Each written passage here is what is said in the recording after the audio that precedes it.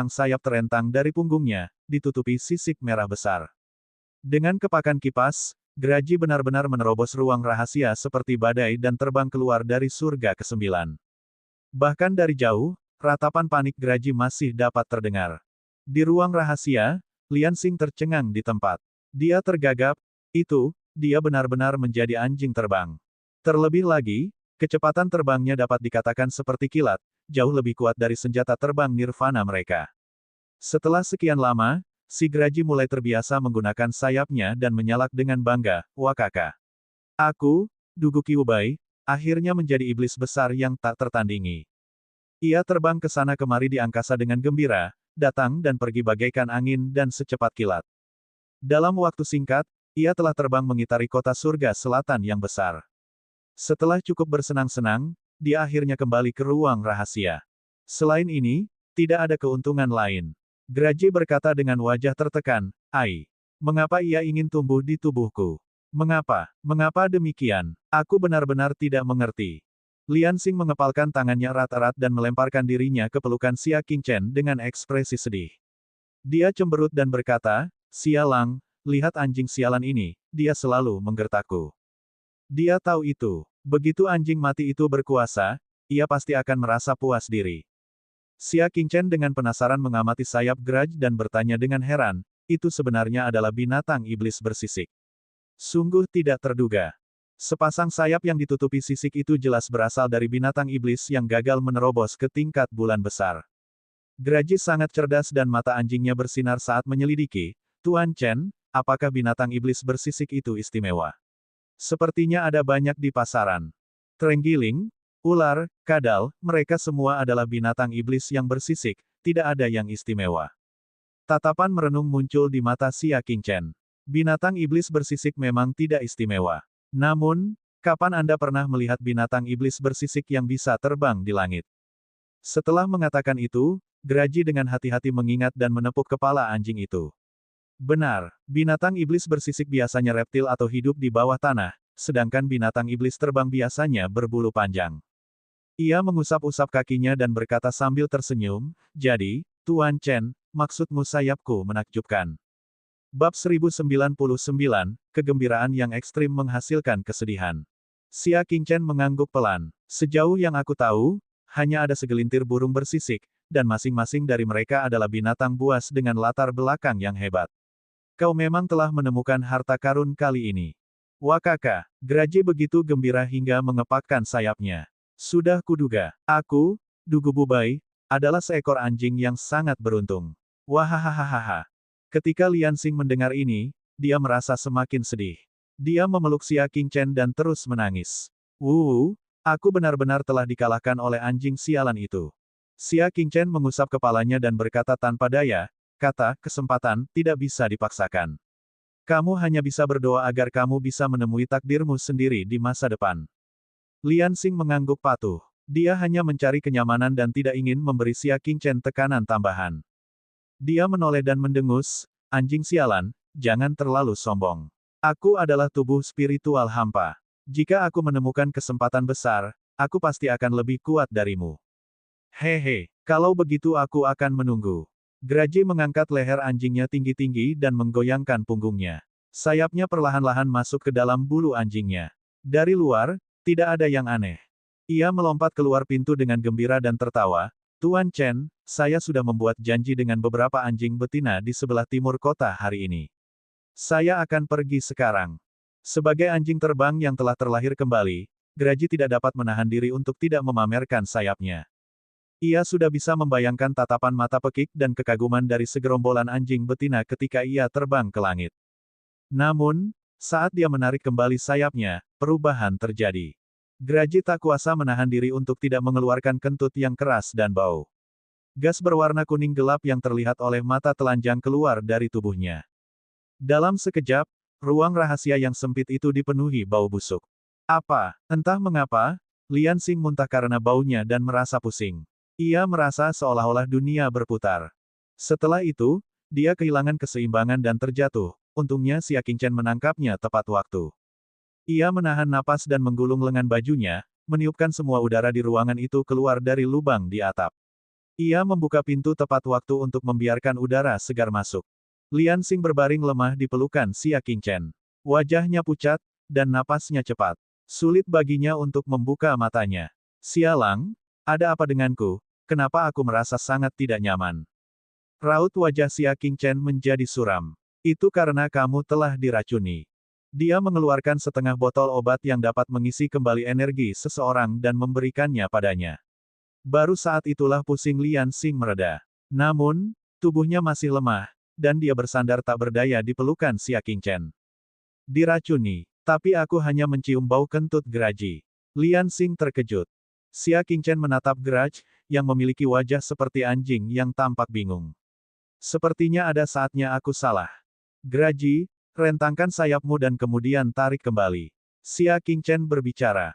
Grudge juga merasa ada yang tidak beres, ia mengikuti instruksi Xia Qingchen dan melebarkan sayapnya lalu menutupnya lagi. Saat pintu itu tertutup, Ia tanpa terkendali mengeluarkan kentut yang teredam seperti suara guntur, dan gas kuning samar bergulir keluar dan memenuhi sekelilingnya. Xia Qingchen sudah lama bersiap dan menyapu mereka keluar dari ruang rahasia. Kali ini, mata Liansing membelalak dan dia tertegun. Dia tergagap, "Tuan Chen, ada apa denganku?" Sedikit rasa kasihan muncul di wajah Xia Qingchen. Dia membelai kepala binatang iblis itu dengan cara yang menghibur. "Graji, selain mewarisi kemampuan terbang binatang iblis itu, kamu juga mewarisi racunnya. Namun, racunnya bisa dimuntahkan lewat mulutnya. Racunnya hanya bisa dikeluarkan dengan kentut. Selain itu, karena ketidakpastian mutasi, kentut dan menarik sayap saling terkait. Selama Anda menarik sayap, Anda pasti akan mengeluarkan kentut beracun. Oleh karena itu, Anda harus berhati-hati saat menggunakan sayap di masa mendatang." Ketika Liansing mendengar ini, dia tidak bisa menahan tawanya. "Hahaha, omong kosong. Aku hampir tertawa. Bukankah kamu ingin bertemu dengan para jalang dari sisi timur kota? Cepat dan pamerkan sayapmu. Tapi ingat, saat kau menarik sayapmu, kau harus menjauh dari mereka. Kalau tidak, kau akan meracuni mereka sampai mati dengan kentut bau." Liansing tertawa terbahak-bahak hingga air matanya mengalir di wajahnya. Kecemburuan di hatinya akhirnya mereda. Wajah Graji berubah hitam. Liansing, yang berada di level 7 indera dari level astral utama, telah pingsan karena kentutnya. Bukankah anjing-anjing betina itu akan mati karena racunnya? "Tuan Chen, katakan padaku kalau ini tidak benar." Wajah anjing Graji penuh dengan harapan. Jika ada seseorang di dunia ini yang mampu menyelamatkannya, itu hanya Xia Qingchen. Xia Qingchen berjongkok dan membelai kepalanya. Dendam, hidup selalu penuh penyesalan. Sejak zaman dahulu, sulit untuk mencapai kesempurnaan. Kamu juga harus belajar memberi dan menerima. Untuk para jalang itu, untuk dirimu sendiri, lupakan mereka. Dengan kata lain, dia juga tidak berdaya. Apakah benar-benar tidak ada cara untuk mengubahnya? Kau sangat kuat, aku yakin kau akan mampu mengubahnya. Graji tidak dapat membayangkan bagaimana ia akan mengeluarkan kentut beracun setiap kali ia mendarat di depan mata semua orang dan menarik kembali sayapnya. Memikirkan hal ini, rasanya seperti tidak ada gunanya lagi hidup. Xia Qingchen berkata dengan nada menyesal, hal-hal yang muncul setelah mutasi itu seperti alam. Apakah menurutmu kamu bisa mengubah sifatmu yang suka memakan kotoran? Graji menggelengkan kepalanya dengan tegas. Bagaimana mungkin seekor anjing tidak memakan kotoran? Itu akan sangat tidak masuk akal. Kalau begitu, bukankah begitu? Kamu hanya bisa lebih berhati-hati di masa depan, kata Xia Qingchen tanpa daya. Jangan menyakiti orang-orang di sekitarmu. Mendengar ini, si pendendam mendongak ke langit dan meratap dengan sedih, air matanya mengalir deras. "Hua-hua, Meng-meng, Cui-cui, Ying-ying, Yuan-yuan, Fang-fang, Suek-sue, Rurou, selamat tinggal, jalang-jalangku yang tercinta, selamat tinggal, cintaku." Kemudian, si dendam tergeletak di tanah dan meratap. Urat-urat di dahi Xia Qingchen berdenyut kencang. Dia baru beberapa hari berada di perbatasan selatan, dan sudah merayu begitu banyak anjing betina. Anjing sialan ini, Graji, kamu sungguh menyedihkan. Liansing menepuk-nepuk kepalanya. Di masa mendatang, kamu tidak dapat menggunakan sayapmu yang lebih cepat dari kilat, lebih ringan dari bulu, lebih hemat energi daripada artefak nirvana, lebih santai daripada pedang terbang, lebih nyaman daripada berjalan, dan lebih kuat daripada jubah. Saat dia mengatakan ini, dia mencubit perut Graji dengan keras, menyebabkan Graji menjerit kesakitan. "Wayaya.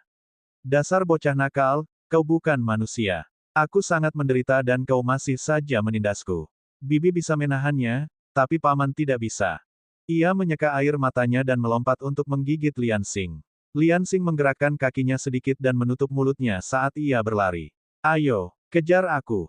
Dalam sekejap mata, Liansing berlari ke kamar Bai Xiaozu dan menariknya ke kota surga selatan untuk melanjutkan pencarian mereka terhadap sumber daya yang berharga. Mereka berlari keluar sambil tertawa, tidak tahu bahwa di luar rumah penguasa kota, ada kereta binatang iblis yang tengah mengikuti mereka tanpa mereka sadari. "Tuan muda, apakah kita benar-benar akan melakukan ini?" Seorang pria parubaya bertopeng dengan tato kepala serigala di dahinya bertanya di kereta. Ada beberapa pria bertopeng lain di kereta itu. Mereka semua punya tato di dahi, tetapi polanya berbeda. Orang di hadapan mereka tak lain adalah Wu Yan, yang wajahnya saat ini sedang bernanah. "Kau tidak berani?" tanya Wu Yan. "Kenapa aku tidak berani?" Jawab pria parubaya bertato itu. Selama bertahun-tahun, kita menjarah di perbatasan, karavan mana yang belum kita rampok? Apa masalahnya dengan menangkap beberapa orang? Aku hanya khawatir akan ada masalah jika kita merahasiakan masalah ini dari Patriark. Wajah jelek Wu Yan berkedut, kalau kamu tidak memberitahuku, siapa yang akan tahu? Pria parubaya dengan tato kepala serigala itu merenung sejenak dan berkata, baiklah, kami akan mengikuti perintah Tuan Muda. Bab 1100, Berani dan Sembrono. Lian Xing dan Bai Xiaozhu, yang sama sekali tidak menyadari hal ini, tiba di dermaga dan melompat ke kapal besar, bersiap menuju pasar air yang terkenal di kota surga selatan. Barang-barang di sana sangat melimpah, dan sebagian besar barang bagus milik Lian Xing dibeli dari sana. Hari ini, dia juga akan mencoba peruntungannya. Mereka berdua sudah mengenal rute tersebut dan tiba di kabin yang telah mereka pesan, menunggu kapal berlayar. Saudari Lian Xing, mengapa kamu tidak menggunakan nama saudara Xia untuk membelinya? Tanya Bai Xiaozhu. Semenjak di kamar dagang, selain mendapat gelar sebagai pemenang, Xia Qingchen juga mendapat gelar sebagai putra surga. Kisah para dewa yang datang dan pergi sesuka hati telah menjadi legenda yang diwariskan kepada orang-orang tua dan anak-anak di perbatasan selatan. Pamornya sudah mencapai titik bagai matahari di langit. Hal yang paling dibesar-besarkan adalah semakin banyak orang percaya mulai berkumpul di pintu masuk istana Tuan Kota, mempersembahkan dupa kepada istana Tuan Kota. Seolah-olah mereka memperlakukan Xia Qingchen seperti dewa yang hidup. Jika Zhang Lianxing mengungkap fakta bahwa dia adalah pembantu Xia Qingchen, akan ada banyak orang di kota surga selatan yang akan berinisiatif untuk memberinya harta karun alam yang diinginkannya. Dia tidak perlu bersusah payah mencarinya. Lian Xing berbaring di tempat tidur dengan nyaman dan membentuk sosok yang besar. Meskipun Sialang tidak memberitahuku untuk tidak menerima barang dari orang asing, aku tetap mengerti prinsip mengambil keuntungan dari orang lain. Mereka pasti punya sesuatu untuk ditanyakan pada Sialang. Sebagai pengikut kecilnya, aku akan mendukungnya dengan diam-diam dan tidak akan membuatnya mendapat masalah. Bai Xiaozhu agak mengerti mengapa Xia Qingchen selalu memanjakan Lian Xing. Selain fisiknya yang istimewa, dia juga tampak suka bertingkah genit, tetapi sebenarnya dia adalah orang yang murni dan penuh perhatian. Aku benar-benar iri pada kalian. Bai Xiaozhu mengungkapkan pikirannya. Dia dan Xia Qingchen tidak akan pernah bisa mencapai hubungan yang begitu intim. Hehe, aku juga merasa cukup beruntung. Lian Xing sangat puas, bertemu Sialang menghabiskan semua keberuntungan yang telah kukumpulkan dalam hidupku. Saat mereka berdua asyik mengobrol, seseorang mengetuk pintu. Kedua tamuku, ini makanan penutup untuk kalian. Kami tidak memesan makanan penutup. Bai Xiaozhu berseru kaget. Lian Xing bangkit dan membuka pintu sambil tersenyum, siapa peduli. Ini hadiah untuk kita, jadi mari kita makan dulu. Maka, ia membuka pintu dan melihat seorang pelayan berpakaian rapi sedang memegang makanan penutup dengan kedua tangannya. Ia tersenyum dan berkata, dua nona muda, ini makanan penutup yang kalian pesan. Bawa masuk. Lian Xing melambaikan tangannya. Pelayan itu masuk dengan sopan dan meletakkan nampan berisi makanan ringan di atas meja. Namun, terdengar suara gaduh di belakangnya. Dia berbalik dan melihat Lian Xing telah menutup pintu kabin rapat-rapat. Ekspresi acuh tak acuh yang tadi dia tunjukkan menghilang dan digantikan oleh wajah dingin. Dia mengusap pergelangan tangannya dan berkata pelan, terakhir kali aku memukul seseorang dengan tinjuku adalah setengah tahun yang lalu. Terakhir kali dia bertarung adalah ketika bulan langit berada di langit pegunungan bulan langit. Dia tidak bertarung selama lebih dari setengah tahun. Nona, apa yang sedang Anda lakukan? Petugas itu terkejut. Saya di sini hanya untuk mengantarkan beberapa makanan penutup. Lian Xing berjalan selangkah demi selangkah sambil tersenyum. Pertama, aku tidak meminta makanan penutup. Kedua, aku memesan kabin atas namaku, tetapi kamu memanggilku dua wanita saat kamu mengetuk pintu. Jika dia tidak punya motif tersembunyi, bagaimana dia bisa tahu kalau ada dua orang di kabin itu? Pelayan yang kebingungan itu tiba-tiba menjadi dingin dan mendengus, jika kamu tahu, mengapa kamu masih berani membiarkanku masuk? Setelah selesai berbicara, dia mengeluarkan belati dari lengan bajunya dan dengan kejam menusuk ke arah Lian Xing. Yang terakhir dengan tenang mengeluarkan sepasang sarung tangan nirvana dan memakainya. Kemudian, dia meninju belati itu. Kaca, belati yang kuat itu patah oleh tinju Lian Xing. Pada saat yang sama, tinjunya mendarat di dada lawannya. Dengan suara, uap petugas itu memuntahkan darah yang bercampur dengan daging cincang. Matanya terbelalak dan dia jatuh ke tanah, tak bernyawa. Dia telah membunuh lawannya hanya dengan satu pukulan. Kau mencari kematianmu sendiri. Lian Xing menepuk-nepuk tangan kecilnya dan dengan waspada melihat keluar melalui celah kecil di kabin. Dia berkata dengan suara rendah, Saudari Xiaozu, aku khawatir operasi malam ini harus dibatalkan. Ayo cepat pergi. Dia menyadari mereka mungkin telah menjadi sasaran orang tak dikenal. Akan tetapi, saat dia tengah memeriksa situasi di luar, sebuah kekuatan dahsyat tiba-tiba menghantam pintu kabin dan menyebabkannya ambruk. Lian Xing segera mundur dengan ekspresi muram. Pintu kabin terbuat dari bahan khusus. Tanpa basis kultivasi di puncak alam astral utama, tidak ada yang bisa memindahkannya. Sekarang setelah dia dikalahkan oleh musuh yang tidak dikenal, basis kultivasi orang ini tidak terkalahkan. Dia memutar matanya dan segera melepas sarung tangannya. Berpura-pura takut, dia memeluk Bai Xiaozu dan meringkuk di sudut sambil menggigil. Dentang. Setelah beberapa putaran pemboman dari luar, pintu kabin akhirnya berhasil dibuka. 3 pria bertopeng dengan tato di dahi mereka dengan cepat menerobos masuk. Mereka menyapu pandangan mereka dan segera terkunci pada Lian Xing. Itu dia. Tangkap dia. Ketiganya sudah terlatih dan menerkam seperti harimau dan serigala. Lian Xing meringkuk di sudut dan begitu takut air matanya akan jatuh. Dia terisak-isak. Apa yang kalian lakukan? Melihat gadis muda itu yang lemah, kewaspadaan ketiga orang itu jelas menurun drastis. Hehe, aku masih berpikir bahwa pengikut Xia Qingchen adalah sosok berkepala 3 dan berlengan 6. Jadi ternyata dia hanya seorang gadis biasa. Pria kekar bertopeng dengan tato kapak di dahinya berjalan mendekat sambil tertawa aneh. Ayo, ikut paman, jangan takut. Sambil berbicara dia mengulurkan tangannya dan meraih bahu Lian Xing. Namun, pada saat ini, Lian Xing tiba-tiba berhenti menangis. Tinjunya, yang siap menyerang, meninggalkan bayangan di udara saat menghantam dada pria kekar itu. Menabrak lembu di seberang gunung. Puff! Pakaian di tubuh bagian atas lelaki kekar itu hancur berkeping-keping oleh pukulan itu, begitu pula jantungnya. Bukan hanya itu saja, kekuatan bintang kasihan yang bagaikan monster itu bahkan merasuk ke dalam tubuhnya dan menyerang tulang rusuk orang yang ada di belakang pria kekar itu. Kaca, tulang rusuknya patah dan ia terpental keluar kabin dan jatuh ke dalam kanal. Dalam sekejap mata, dia telah membunuh 2 orang. Orang terakhir terkejut. Matanya berkilat dengan cahaya yang tidak menyenangkan saat dia berteriak, dasar bocah nakal, kau curang. Lian Xing melambaikan tinjunya sambil tersenyum. Bukannya aku curang, kalian terlalu bodoh. Saat dia berbicara, matanya yang indah berubah dingin. Dia dengan cepat terbang dengan ujung jari kakinya dan mengangkat tinjunya yang mengerikan untuk menghancurkannya. Yang terakhir sangat ketakutan sehingga dia segera mundur dari kabin.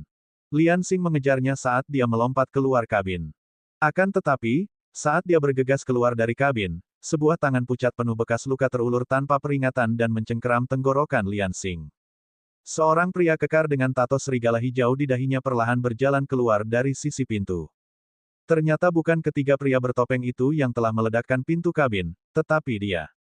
Lian Xing meronta dan berusaha meninjunya, tetapi dia seperti Iron Man, tidak bergerak sedikit pun. Dia menatap 2 mayat di ruangan itu, matanya dingin. Sekumpulan sampah. 2 di antaranya meninggal dan 1 terluka parah saat mereka menangkap seorang wanita. Korban jiwa ini sungguh tak terduga. Dia menatap Lian Xing dengan tatapan tidak ramah, yang berada di telapak tangannya, dan berkata dengan nada membunuh, kau makhluk terkutuk, kau telah membunuh orang-orangku, maka kau harus membayarnya dengan nyawamu. Sambil berbicara, dia memukulkan telapak tangannya ke arah jantung Lian Xing. Dengan telapak tangan ini, meskipun dia tidak mati, dia akan setengah lumpuh.